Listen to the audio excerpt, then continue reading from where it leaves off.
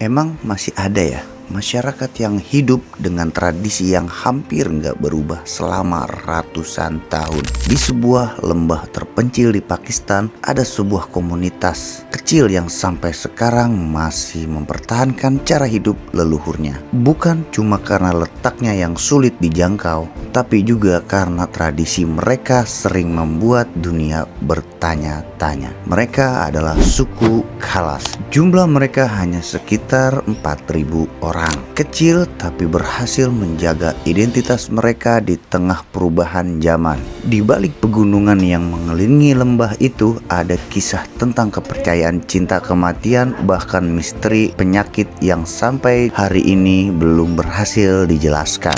Dan semakin jauh kita mengenal mereka, semakin sulit membedakan mana tradisi dan mana misteri. Selamat datang di Ayung Storyteller. Di channel ini kita membahas budaya Indonesia, budaya dunia, fakta-fakta unik, sampai kasus kriminal yang penuh pelajaran. Kalau lu suka konten seperti ini, jangan lupa di subscribe, like, and share ya. Karena masih banyak cerita luar biasa yang bakal kita bahas bareng-bareng. Yuk kita ke bed.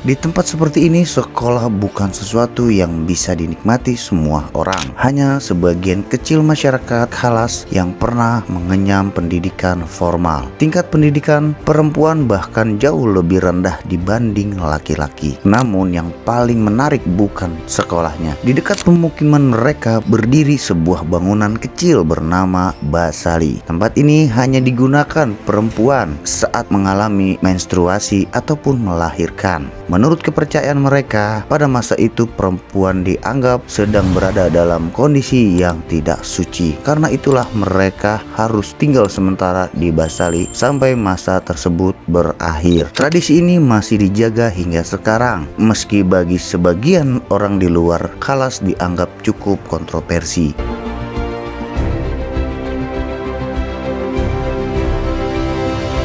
Kalau soal hubungan dan pernikahan, Khalas punya cara pandang yang sangat berbeda.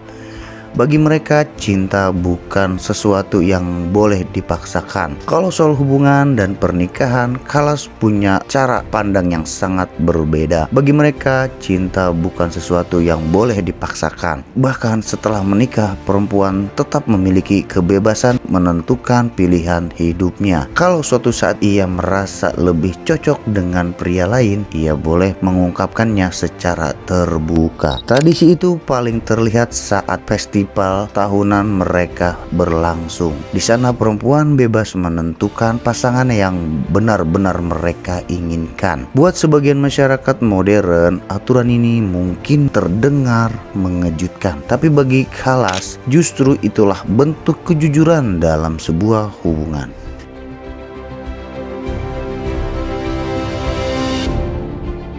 Ada satu hal lagi yang membuat dunia harus penasaran dengan suku Khalas. Penampilan fisik mereka terlihat berbeda dibanding masyarakat di sekitarnya. Kulit yang lebih cerah, mata yang tajam, hingga wajah yang sering dianggap mirip orang Eropa. Karena itulah muncul sebuah legenda yang terus bertahan selama ratusan tahun. Konon mereka dipercaya sebagai keturunan pasukan Alexander Agung. Walaupun penelitian ilmiah belum pernah membuktikan secara pasti, legenda itu masih terus hidup sampai sekarang.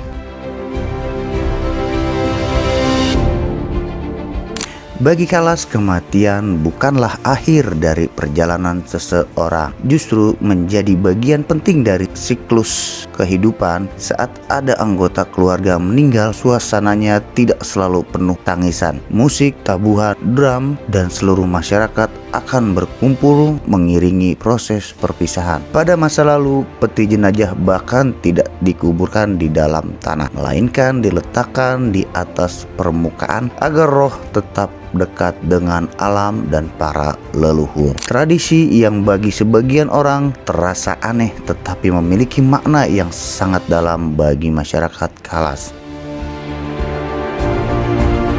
Kalau tadi kita membahas tradisi, sekarang kita masuk ke misteri yang sampai hari ini masih membuat banyak orang bingung. Penduduk setempat menyebutkan penyakit siang dan malam. Penderitanya adalah anak-anak. Pada siang hari mereka terlihat sehat seperti biasa. Mereka bisa berlari, bermain, tertawa, bahkan beraktivitas tanpa masalah. Tapi begitu malam tiba, semuanya berubah. Tubuh mereka mendadak tidak bisa digerakkan. Mereka tidak mampu berbicara, membuka mata, bahkan terlihat seperti kehilangan seluruh tenaga. Dan yang paling mengejutkan, sampai sekarang belum ada penjelasan medis yang benar-benar mampu mengungkapkan penyebabnya. Kalau dipikir-pikir, dunia ini memang masih menyimpan banyak kisah yang belum tentu kita temukan di buku pelajaran. Dan mungkin semakin kita mengenal budaya orang lain, semakin kita sadar kalau setiap tradisi selalu punya alasan di balik keberadaannya.